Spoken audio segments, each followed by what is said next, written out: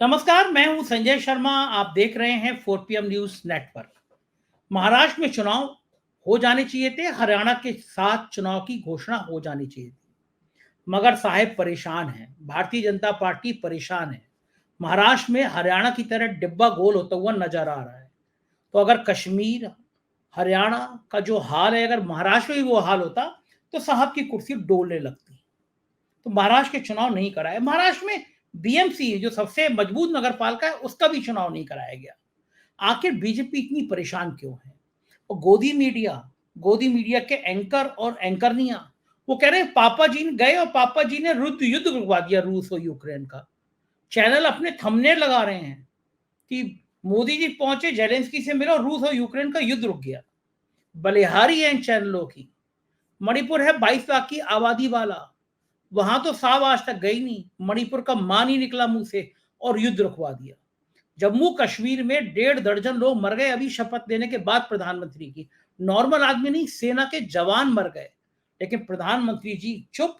और madam Amethi return madam Smriti Irani कह रही हैं कि नेशनल कॉन्फ्रेंस के साथ मिलकर कांग्रेस के आतंकवाद को बढ़ावा देगी। इन 2 महीने में जो जो 17-18 सैनिक मर गए हमारे, वो आतंकवाद को बढ़ावा देना नहीं है तो क्या है? लेकिन गोदी मीडिया के एंकरनिया परी और पापा की परी और परा इस बात को प्रचारित कर रहे हैं कि पापा का जलवा बहुत ज्यादा है, साहिब का जलवा बहुत ज्यादा है। हकीकत क्या है? महाराष्ट्र के चुनाव क्यों टाले गए? हरियाणा के हालात क्या है? इन सब विषयों पर बात करेंगे और चलेंगे सीधे महाराष्ट्र और एक बहादुर पत्रकार राजीव रंजन से बातचीत करेंगे और जानकारी करेंगे कि महाराष्ट्र का खेल क्या चल रहा है। पूरा वीडियो सुनिएगा, बहुत शानदार बातचीत है। उससे पहले रिक्वेस्ट है, चैनल को ज्वाइन और सब्सक्राइब करना ना भूलें। 4 PM न्यूज नेटवर्क में स्वागत है राजीव जी आपका। गजब राजनीति चल रही है आपके महाराष्ट्र में जहां आप रहते हैं, लेकिन उससे पहले जम्मू और हरियाणा के चुनाव को लेकर दोनों जगह भारतीय जनता पार्टी की हालत पतली है। हरियाणा में जो सर्वे सामने निकल के आए थे, 45% जो समस्या है वो बेरोजगारी की। बेरोजगार बड़ी संख्या में, अग्निवीर को लेकर, नौकरी को लेकर। जम्मू कश्मीर में नेशनल कॉन्फ्रेंस के संग कांग्रेस का समझौता हो गया, तो बीजेपी कह रही है कि अब तो ये आतंकवाद को बढ़ावा देंगे, ऐसे आदमी से समझौता कर लिया। लेकिन आपको याद होगा जब महबूबा के साथ बीजेपी ने समझौता किया था, उस समय महबूबा ने जो संसद पे हमला करने वाले लोग थे, आतंकवादी थे, उनके मरने पे उनको शहीद का दर्जा दिया था, कहा था कि उनको शहीद का दर्जा दिया जाए। उनके संग भारतीय जनता पार्टी ने समझौता किया। कश्मीर में सैकड़ों पत्थर जो चलाते थे उन लोगों को, जिस समय महबूबा और भारतीय जनता पार्टी की मिलीजुली सरकार थी, छोड़ दिया गया। वो सब बातें याद नहीं आती। लेकिन बड़ा सवाल यह है कि हरियाणा और जम्मू में पोजीशन खराब होने के बावजूद महाराष्ट्र से ज्यादा डर गए। महाराष्ट्र में चुनाव नहीं करा रहे, ना बीएमसी का चुनाव, ना नगर पालिका परिषद का चुनाव, अब ना विधानसभा का चुनाव। और ये जो गोदी मीडिया है, इसकी बलिहारी है। मैं देख रहा था आज ये कि जाने क्या क्या ये आलाप करते रहे। पूरे मामलों पर आपकी क्या प्रतिक्रिया है? सबसे पहले तो संजय जी मैं आपको बधाई दूंगा। आपने लखनऊ में बहुत ही अच्छा फंक्शन करा है। 4 PM बहुत ही तेजी से प्रगति कर रहा है, देश का नंबर 1 यूट्यूब चैनल बन गया है और आपने हम सभी को आमंत्रित किया। मैं तहे दिल से आपका शुक्रगुजार हूं और वाकई में बहुत शानदार कार्यक्रम था। शुक्रिया। आप लोग आए तो मजा आ गया। बस आप लोगों के आने से अच्छा कार्यक्रम हो गया। तो संजय जी आपके सवाल पे आते हैं। आपने पूछा महाराष्ट्र में क्यों इलेक्शन जो है वो डेट अनाउंस नहीं की है। देखिए बहुत ध्यान से 4 PM के दर्शकों को अभी मैं कुछ आंकड़े दूंगा, ये बहुत ध्यान से सुनने की जरूरत है। देखिए महाराष्ट्र जो है, महाराष्ट्र का टोटल रेवेन्यू कलेक्शन जो है वो है 5 लाख करोड़ के आसपास में, और जो राज्य का टोटल एक्सपेंडिचर है वो है 6 लाख करोड़। यानी महाराष्ट्र का जो बजट है वो 6 लाख करोड़ के आसपास का है और उसमें कमाई जो है राज्य की वो है 5 लाख करोड़। 1 लाख करोड़ का फिस्कल डेफिसिट है। अब हुआ ये है, ये फिस्कल डेफिसिट 1 लाख करोड़ का क्यों आया? क्योंकि ये सरकार ने अजीत पवार जी के जो फाइनेंस मिनिस्टर हैं उनके प्रलोभनकारी नीतियों को जो है वो उन्होंने इलेक्शन के ठीक पहले अनाउंस किया। लाडली बहन योजना इन्होंने चालू की, जिसमें 21 से लेके 61 साल तक की जो भी 2.5 लाख से कम कमाने वाली घरों की औरतें हैं उनको 1,500 रुपए प्रति माह दिया जाएगा। ऐसे कम से कम 2 करोड़ 20 लाख औरतें हैं, ठीक है। तो मोटा मोटी बजट में 46,000 करोड़ जो अनुमान लगाया गया है वो है कि 46,000 करोड़ जो पैसे हैं वो लाडली बहन योजना में जाएगा।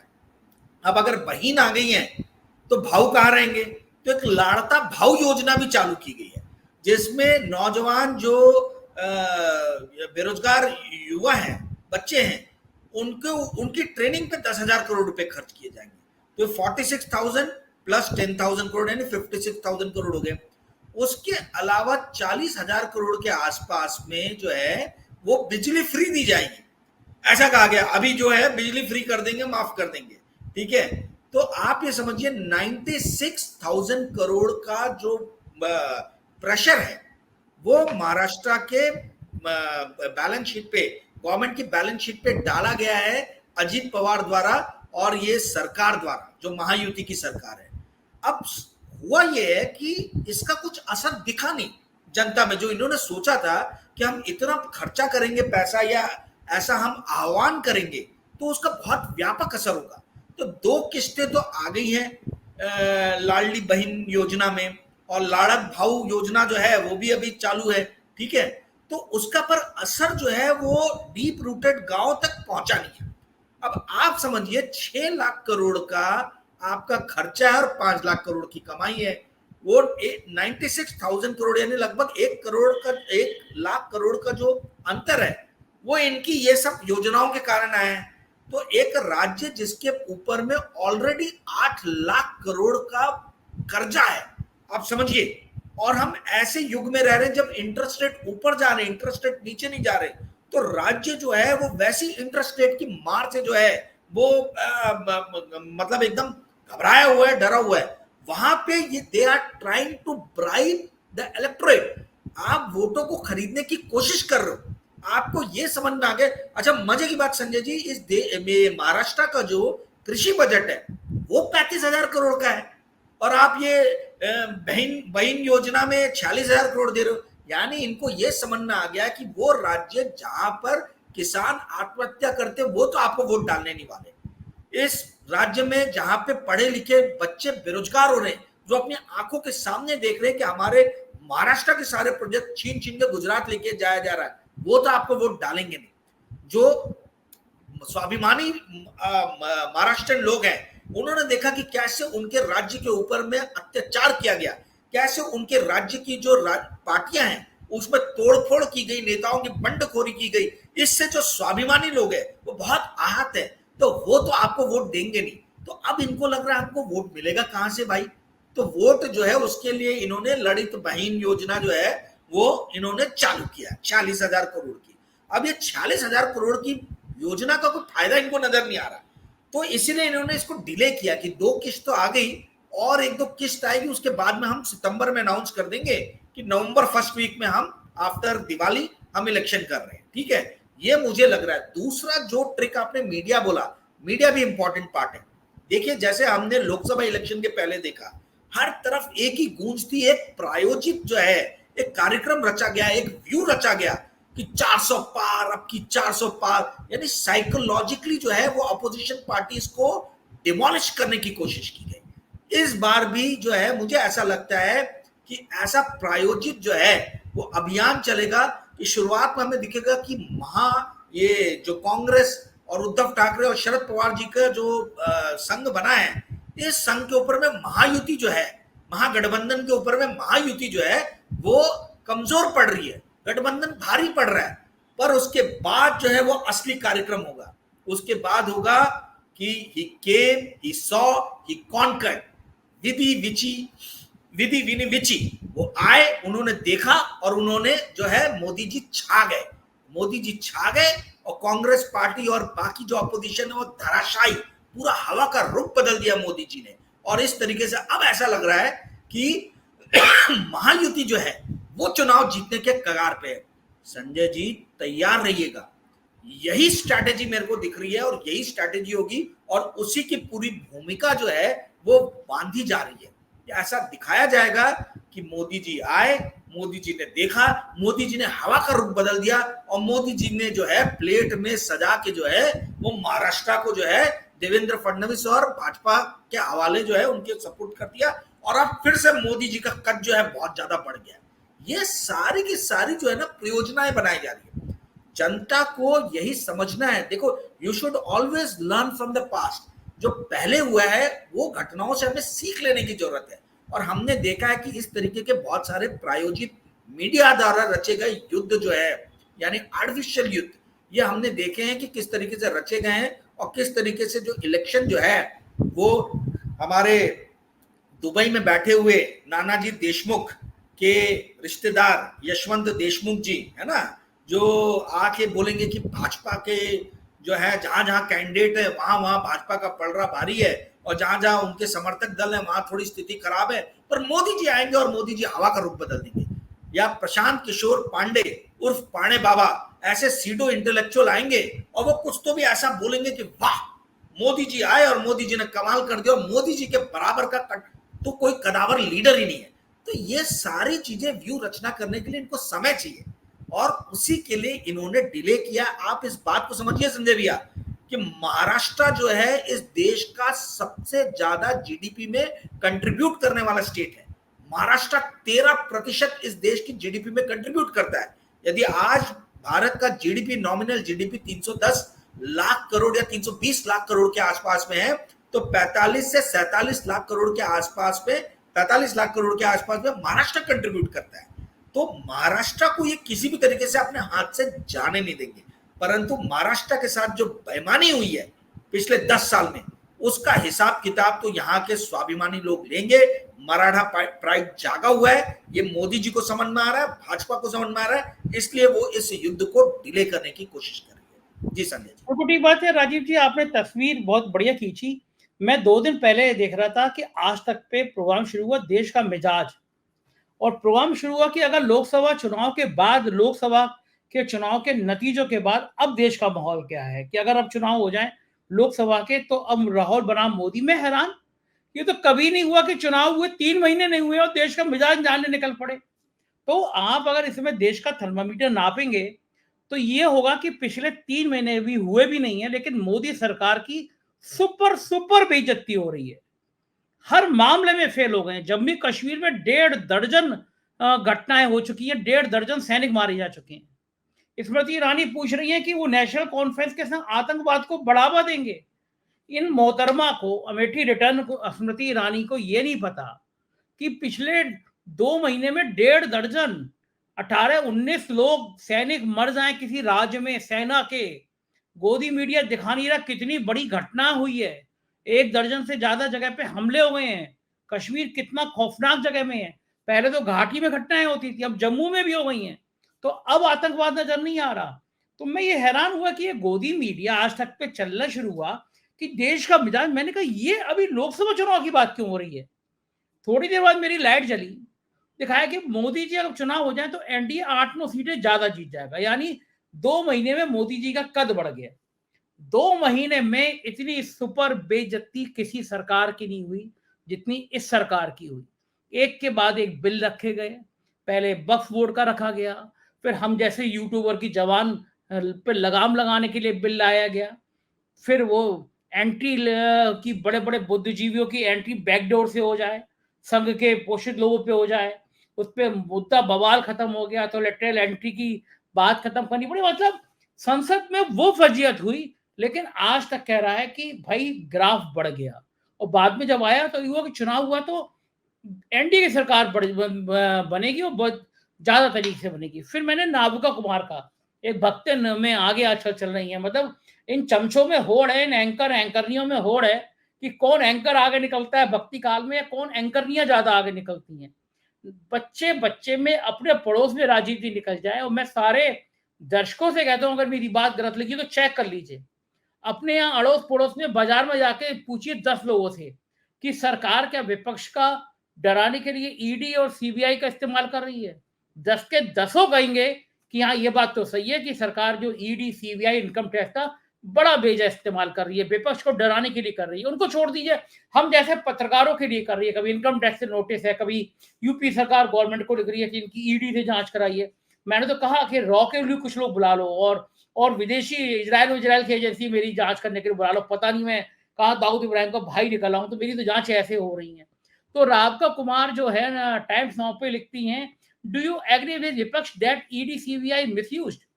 उसमें से कह रही है एकदम डिसएग्री करने वाले 49% लोग, 49% लोगों ने कह दिया नहीं नहीं बिल्कुल गलत बात है। सहमति दिखाई 24% ने, पता नहीं 15% ने, और सम वाट एग्री 12% में। यानी उनके हिसाब से लगभग आधे 49% लोगों ने कह दिया कि नहीं नहीं कोई मिसयूज नहीं हो रहा है, यानी बहुत सही हो रहा है। अब इन मोहतरमा से पूछो कि क्या अकल घास चरने चली गई है देश के लोगों की? क्या ये देश के लोग जानते नहीं है कि बच्चा बच्चा कह रहा है कि ईडी सीबीआई का दुरुपयोग हो रहा है? अब वो मैडम चैनल पर बैठ के कह रही है, इसीलिए चैनल की टीआरपी गिर रही है, इसीलिए लोग देख रहे हैं। उसके बाद मैंने एक दूसरा चैनल देखा एबीपी, वहां पे आ रहा था कि नहीं साहब बड़ा बुरा हाल है, महाविकास अघाड़ी तो बहुत लड़ाई हो पा रही है, उद्धव ठाकरे के चेहरे पे जंग छिड़ गई है, मतलब शरद पवार अलग चले गए हैं, मतलब सारा युद्ध महाविकास अघाड़ी में हो रहा है। यहाँ अजीत पवार की हालत खराब है, उनके शिंदे साहब के पसीने छूट रहे हैं, और बात हो रही है महाराष्ट्र में महाविकास अघाड़ी में बड़ी लड़ाई चल रही है। तो ये गोदी मीडिया जो गेम खेलना चाह रही है, आप सही कह रहे हो, गेम की साजिश हो रही है। इतनी हिम्मत नहीं पड़ी कि ओपिनियन पोल दिखा दें, एग्जिट पोल बाद में दिखा दें। ओपिनियन पोल जैसे दिखाया था कि 350 सीटें 400 सीटें साहिब की आ रही हैं, लेकिन इस बेशर्मी का नंगा नाच गोदी मीडिया का क्या महाराष्ट्र के लोगों को समझ नहीं आएगा? क्या महाराष्ट्र के लोग नहीं समझेंगे ये चैनल क्या खेल खेलने जा रहे हैं? क्या भारतीय जनता पार्टी की हालत महाराष्ट्र में वास्तव में इतनी पतली है, इतनी डरी हुई है कि वो चुनाव कराने की हिम्मत नहीं कर रही है? राजीव जी, देखिए, जिस देश में सब कुछ ठीक रहता है उस देश में नविका कुमार जैसे लोग पत्रकार बनते ही नहीं है। ये इस देश में कुछ ना कुछ तो इस देश की व्यवस्था में गड़बड़ी है, इसलिए हमको ऐसे एंकरनियों को झेलना पड़ रहा है। ठीक है, आप इस बात को समझिए संजय जी कि मीडिया जो है ये अब आज की डेट में जो है ये जैसे कच्चे बनियान बनाने वाले, साबुन बनाने वाली, है ना, फर्नीचर बनाने वाली कंपनीज जैसे बिहेव करती हैं कि वो एक प्रोडक्ट बनाती है और उस प्रोडक्ट को उनको बेचना रहता है। वैसे ही मीडिया जो है वो भी ये लोग ये समझ रहे हैं कि भाई हमारा जो है कंटेंट जो है वो एक प्रोडक्ट है और इस प्रोडक्ट को हम उसी को बेचें जिसके पास में पैसा है। आज की डेट में आपको मालूम है विपक्षी पार्टियां जो हैं सब की सब ठन गोपाल हैं, किसी के पास में कोई पैसे ही नहीं है। तो आप कंटेंट ऐसे पार्टी के लिए बना रहे हो जो स्पेंड कर सकता है, जो बोली लगा सकता है, जो आपके ऊपर में पैसा खर्चा कर सकता है, तो आप उसी तरीके के कार्यक्रम बना रहे हो। आप इस बात को समझिए, ये जो आप बोल रहे चमचागिरी, ये चमचागिरी सिर्फ भय के माध्यम से नहीं हो रही है। इस चमचागिरी के पीछे बहुत बड़ा जो है फैक्टर है वो है ग्रीड। और ग्रीड जब आ जाता है, जब लालच आ जाता है, जब इंसान के सर पे लालच हावी हो जाता है, तो आपने सही कहा कि वो अपने ग्रीड में इतना अंधा हो जाता है, अपने लालच में इतना अंधा हो जाता है कि उसको ऐसे लगने लगता है कि बाकी सारे लोग बेवकूफ हैं। तो ये जो इस तरीके के जो ये करा रहे हैं, इसका सैंपल साइज क्या है भाई? इस पूरे देश ने देखा कि एग्जिट पोल के नाम पे कैसे देश को ठगा गया, कैसे स्टॉक मार्केट को एक ही दिन में लाखों करोड़ का चूना पहुंचाया गया और आज तक उसके ऊपर में जांच नहीं बैठी। विपक्ष, पत्रकार, कुछ मेरे आपके जैसे हम सभी ने बहुत इसके ऊपर में चिल्लाया, बोले, विचार विमर्श किए, पर उसका कुछ असर नहीं हुआ। वही चीज हमको देखने को अभी आ रही है। आप इस बात को समझिए संजय जी कि क्या कारण है कि ये जितने भी सारे के सारे जो चैनल्स हैं, सडनली ये लोग सब के सब इतनी बुरी हार होने के बाद भी, यानी 303 से 240 आना, 63 सीट्स का लॉस, वो भी तब जब आपके साथ में पूरे के पूरे मीडिया चैनल हैं, जब 70 से ज्यादा इंटरव्यू मोदी जी ने मीडिया को दिए इलेक्शन के दौरान 1.5 महीने में, जब धन बल आपके साथ में, सारे धन कुबेर आपके साथ में, सारे मीडिया चैनल आपके साथ में, सारा तंत्र, सरकारी तंत्र आपके साथ में, सीबीआई, ईडी, डीआरआई, सब कुछ आपके साथ में है, वहां पर भी आपकी सीट जो है वो 303 से 240 पे आ गई। इसका अर्थ क्या होता है? इसका अर्थ ये होता है कि जितना बेवकूफ आप लोगों को समझते हैं, लोग बेवकूफ नहीं है, लोगों के सामने आपकी हकीकत आ गई है। लोगों के पास में 4 PM जैसा ऑप्शन आ गया है जहां पे उनको सत्य बातें सुनने को मिलती है, जहां उनको सही में एनालिसिस मिलता है, विश्लेषण मिलता है और लोग समझ पा रहे हैं कि क्या घटित हो रहा है। आप मुझे बताइए, यदि ये इलेक्शन को महाराष्ट्र में डिले किया गया, एक भी चैनल ने ऐसा बताया जो मैंने बताया आपको नंबर्स लेके? नंबर तो सभी के पास में। यदि मुझे मालूम है कि महाराष्ट्र में 5 लाख की आमदनी और 6 लाख करोड़ का खर्चा और 5 लाख करोड़ की आमदनी है, तो वो क्या पुरानी कहावत थी, चादर उतना ही फैलाइए जितना पैर उतना ही फैलाइए जितना चादर आपका जाए। तो ये तो क्लियरली एग्जाम्पल आपको दिख रहा है कि ये तो पैर फैलाए जा रहे हैं, चादर से बहुत बाहर निकल गए हैं। और ये क्यों कर रहे हैं? क्योंकि इनको इलेक्शन जीतना है। तो ये जो हर जगह चिल्लाते रहते हैं कि भाई हम जो है फिजिकल कंसोलिडेशन कर रहे हैं, हम राज्यों को सही जगह पे ले जा रहे हैं, तो क्या ये नविका कुमार और ये जो दूसरे आप चैनल बता रहे हैं, अर्णब गोस्वामी और आपके इन सबके बॉस रजत शर्मा और एंकरनियों की महारानी जो है अंजना ओम कश्यप, इन लोगों के सामने क्या ये आंकड़े नहीं है? क्या इनको ये आंकड़ों का एनालिसिस करना नहीं आता? क्या इनके पास में रिसर्च टीम नहीं है? मैं तो अकेला आदमी भाई, मैं रिसर्च भी कर रहा हूँ, मैं देख भी रहा हूँ, मैं बोल भी रहा हूँ, मेरे पास तो कोई टीम नहीं है। तो ये जब मैं अकेला कर सकता हूँ, तो ये जो इतने बड़े बड़े स्टूडियो में बैठे हुए भारी भारी सैलरी लेने वाले एंकर और एंकरनियां हैं, ये क्यों नहीं ऐसा कर पा रहे? क्योंकि इनके सर पे जो है वो एक ग्रीड जो है वो तो है इनके मस्तिष्क में, और सर पे तलवार भी लटक रही है, नौकरी बचाने की तलवार। तो ये सारी चीजों के अंदर में ये पूरा घालमेल करके इस देश की जनता को जो है वो गुमराह करने का प्रयास किया जा रहा है। अब ये मेरा और आपका दायित्व बनता है संजय जी कि हम इस देश के लोगों को सच्चाई दिखाएं, हम इनको बताएं कि किस तरीके से ये जो बार बार ये लोग करते हैं। इन्होंने पूरे ढोल बाजे तमाशे के साथ में राष्ट्रीय बजट जब पेश किया तो निर्मला सीतारमण जी ने कहा कि मैंने फिस्कल डेफिसिट जो है वो कम कर दिया। अरे भाई, आप सेंट्रल गवर्नमेंट में तो वाहवाही लूट रहे हो कि फिस्कल डेफिसिट कम किया, ठीक है, और वहीं दूसरी तरफ भाजपा शासित जितने भी राज्य हैं, चाहे मध्य प्रदेश हो चाहे महाराष्ट्र हो, यहाँ पे जो है आप एक गाजर लटका रहे हो लोगों को, आप उनके वोट लेने के लिए ये लाड़ता भाऊ योजना और लाडली बहन योजना और मध्य प्रदेश वाली योजना, ये सारी योजनाएं मतलब ये ब्राइब नहीं है तो क्या है? ये इस देश के लोगों को समझने की जरूरत है कि क्या 3 महीने 6 महीने 1,500 हजार रुपए लेके ये 4.5 साल जो उनके साथ में अनैतिक कार्य हुआ है, क्या उसको ये बर्दाश्त करेंगे? जो उनके साथ में गलत काम हुआ, क्या उसको ये बर्दाश्त करेंगे? लोगों को सोचने की जरूरत है। जी संजय जी। अजीत जी सही कह रहे हैं, और मैं, आप इतने जागरूक पत्रकार हैं, लेकिन तब भी आपको आज दुनिया की एक बहुत बड़ी खबर पता नहीं चली। मुझे भी पता नहीं चली थी। अगर मैं जी न्यूज का वो थंबनेल नहीं देखता, ट्विटर पे किसी ने ट्वीट किया था, तो मुझे भी पता नहीं चलती। उसका थंबनेल है, जी न्यूज की खबर है, जेलेंस्की ने मान ली मोदी की बात। दर्शक देख रहे होंगे, थंबनेल लगा है, जेलेंस्की ने मान ली मोदी की बात, रुक गया युद्ध, रूस समेत चौंकी पूरी दुनिया। हमें पता ही चला कि रूस और यूक्रेन का युद्ध रुक गया, ये जी वालों को पता चल गया। मोदी जी ने फोन किया होगा जी वालों को, भाई मैंने रुकवा दिया। एक साहब पहले भी जो है परियां, जो पापा की परियां, वो कह रही थी कि ये जो है कि एक पापा जी ने, मतलब साहेब ने युद्ध रुकवा दिया एक फोन पे। एक फोन पे युद्ध रुक गया। मणिपुर 22 लाख की आबादी वाला मणिपुर 1 साल से जल रहा है। साहब वहां डर के मारे जा नहीं पाए, युद्ध तो क्या ही रुकवा दे, और वहां पे जेलेंस्की ने मान लिया, युद्ध रुक गया। इतनी फर्जी कहानी करते हुए इनका दिल कलेजा नहीं कांपता कि ये देश की जनता ये जूते मारेगी किसी दिन की, तुम ये झूठ बोल रहे हो। कहाँ पापा की परियां, पापा के परे ऐसे से कह रहे हैं कि पापा जी जाकर युद्ध रुकवाया है। मतलब लोगों को कुछ भी नहीं बचा ना।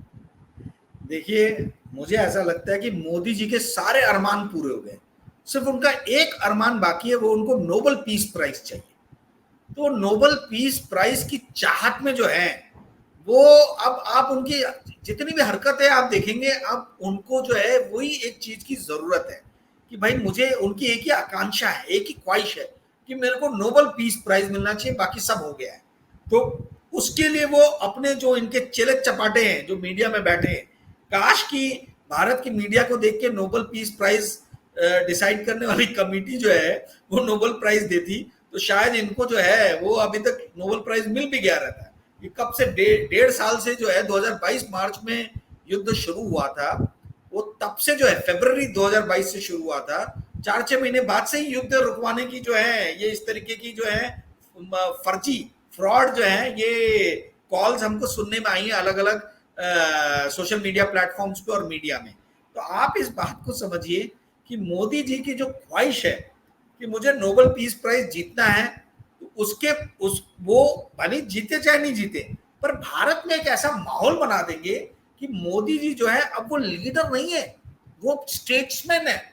वो लीडर से भी एक स्टेप ऊपर बढ़ गए, अब वो स्टेट्समैन के उसमें आ गए हैं। और स्टेट्समैन है तो भाई कोई भरोसा नहीं है, वो उनको नोबेल पीस प्राइज मिल सकता है। इसीलिए ये इतने रशिया और यूक्रेन के चक्कर काट रहे हैं। ये इसका मकसद सिर्फ एक ही है कि इनको नोबेल पीस प्राइज चाहिए और इनको कुछ करता हुआ ऐसे नजर आना चाहिए। और ये ऐसा करते हुए नजर आएंगे तभी भारत में भी इनका कद वापस से बढ़ेगा, जो कि बहुत घट गया है। राष्ट्रीय स्वयंसेवक संघ जो इनसे संभाले नहीं संभल रहा, वो भी शायद थोड़े दिनों के लिए मोहलत दे देगा और शांत हो जाएगा। और बाकी जो इनके राहुल गांधी और इंडिया अलायंस के जो विपक्षी दल के जो लीडर्स है, जो प्रहार पे प्रहार और घोर प्रहार किए जा रहे हैं, उससे भी थोड़े दिनों के लिए इनको निजात मिलेगी। तो पीस प्राइज मिले चाहे नहीं मिले, उसका एक पूरा प्रपंच जो है वो पूरा प्रपंच बढ़ा जा रहा है। जी संजय। तो ठीक है राजीव भाई, अच्छा इसके महाराष्ट्र के बाद हरियाणा की बात करें। हरियाणा की भी बात कर करके कपकपी चढ़ रही है बीजेपी के पास। इसके अलावा कोई चारा ही नहीं बचा है कि हरियाणा में कांग्रेस को तोड़ दें। बीजेपी के नेता का बयान है कि सरकार बन भी गई कांग्रेस की तो अमित शाह जी कर ही लेंगे। बीजेपी के नेता हम लोग कांग्रेस तोड़ देंगे, मतलब सरकार बनेगी सरकार तोड़ देंगे, अभी से बयान आ रहे हैं। तो हरियाणा में जो हालत पतली है, अगर कश्मीर और हरियाणा दोनों के नतीजे जैसे संकेत मिल रहे वैसे है तो बीजेपी कहाँ मुंह दिखाएगी, छुपाएगी आगे अपना, और कहाँ मोदी जी छुपेंगे, किस गुफा में छुपेंगे। उसके बाद चुनाव तो कराना ही पड़ेगा ना, महाराष्ट्र में भी कराना पड़ेगा, झारखंड में भी कराना पड़ेगा, तब क्या स्थिति होगी। इसमें देखिए दो चीजें हैं। एक तो अभी जैसे किरण चौधरी जो है, उनको कांग्रेस से छीना, 45 साल से जो कांग्रेस में थी, बंसीलाल जी की बेटी, किसी ने सोचा नहीं था। बंसीलाल जी इंदिरा गांधी के टाइम में डिफेंस मिनिस्टर हुआ करते थे, उनकी बेटी को वो भाजपा में जा रही है। तो आप इसे समझ जाइए कि किस लेवल पे इन लोग की तैयारी चल रही है। इनको मालूम है कि जनता इनको पसंद नहीं कर रही है, पर जो लीडर्स हैं ये उनकी खरीद फरोख्त में लगे हुए हैं। ठीक है, इनको ये नहीं समझ में आ रहा कि जनता जो है, अब तो वो पप्पू यादव और आपके जो उत्तर प्रदेश से जीते हैं, जो जिनको बहन जी ने मिलने से भी मना कर दिया था, नाम भूल रहा हूं मैं उनका, चंद्रशेखर आजाद, इस टाइप के लोगों को लोग खुद ही हीरो बना रहे और उनको जिता रहे, भले कोई पार्टी रहे चाहे नहीं रहे। तो किरण चौधरी जाए चाहे कोई से भी बड़े, कितने भी बड़े बड़े लीडरों को आप तोड़ लो, आप लोगों को नहीं खरीद सकते हो। हजारों लाखों लोगों को आप नहीं खरीद सकते हो। आप खरीद सकते हो नेताओं को, तो जाइए खरीदिए। ये जितने भी नेता जो दल बदलू नेता है, ये पहले चले जाएंगे, इसके बाद नहीं जाने वाले। और देखिए कांग्रेस को भी एक समझने की जरूरत है संजय जी, आप भी अपने एंड से पता कीजिएगा। जहां तक मेरी जानकारी है वो ये है कि कांग्रेस के बहुत सारे डिस्ट्रिक्ट्स में डिस्ट्रिक्ट प्रेसिडेंट ही नहीं है। तो ये जो वहां पे संगठन के तौर पे जो है, वो इनको जो है ना अमूलचूल परिवर्तन करके काम करने की जरूरत है, संगठन मजबूत करने की जरूरत है। परंतु जनता, इस बार जनता ने ठान लिया कि हम इनको भाजपा को सबक सिखाएंगे।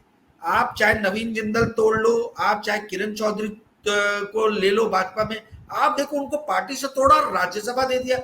ये तो किरण चौधरी जी अशोक चौहान हो गई है महाराष्ट्र की। अशोक चौहान जिस दिन गए उस दिन राज्यसभा पहुंच गए।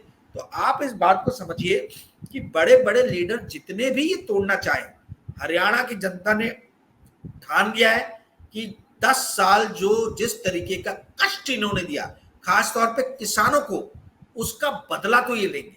और जिस तरीके से इनकी बेटियों को अपमानित किया गया, जिस तरीके से दिल्ली की सड़कों पे घसीट घसीट के उनको पीटा गया, ये इस चीज को जो है हरियाणा की जनता भूलने नहीं वाली है। ये आप तोड़ लो, पैसे से खरीद लो। अच्छा, इस तरीके के लीडर्स की जो वास्तविकता है वो चुनाव के पहले लोगों के सामने आ रही है। अगर ये किरण चौधरी जी को इलेक्शन के बाद तोड़ते और उनके साथ 10-12 और एमएलए चले जाते तो क्या हाल होता। आप सोचिए, एमपी के यानी मतलब लोकसभा के इलेक्शन में, मेंबर ऑफ पार्लियामेंट के इलेक्शन में संजय जी 10 में से 5 टिकट ऐसे लोगों को दी गई थी जो पहले कांग्रेस में थे। तो आपके पास तो हरियाणा में चुनाव लड़ाने के लिए उम्मीदवार तक नहीं है। ठीक है, तो आप नवीन जिंदल और दुनिया भर के मतलब जो बाहर के लोग हैं जो कांग्रेस में किसी टाइम में थे या रीजनल पार्टीज में थे, आपने रंजीत चौटाला जैसों को आपने टिकट देके चुनाव लड़ा है हिसार से। तो आप ये समझिए, आप तो सब आयात कर रहे हो, इंपोर्ट कर रहे हो, आपके पास ना अपना खुद का क्या है? आप इस बात को, यहां तक कि महाराष्ट्र में भी 105 जो विधानसभा एमएलए जो है, उसमें से 46 एमएलए ऐसे हैं जो कभी पहले कांग्रेस में थे या एनसीपी में थे, बमन राव पाचपुते टाइप, मतलब ऐसे बहुत सारे लीडर्स हैं जो कभी वो जो भाजपा की मौलिक पार्टी, जो मौलिक संगठन था, उसके मेंबर्स नहीं थे। वो लोग कांग्रेस से आयात किए गए हैं या एनसीपी से आयात किए गए हैं या शिवसेना से आयात किए गए। तो भाजपा का तो अपना मौलिक स्वरूप ही पूरा का पूरा चेंज हो गया है। ये तो आयातित लोगों के भरोसे ये पार्टी चल रही है। जी सर, बिल्कुल ठीक कह रहे हैं। और लोकसभा चुनाव में हमने इसके दुष्परिणाम देखे थे।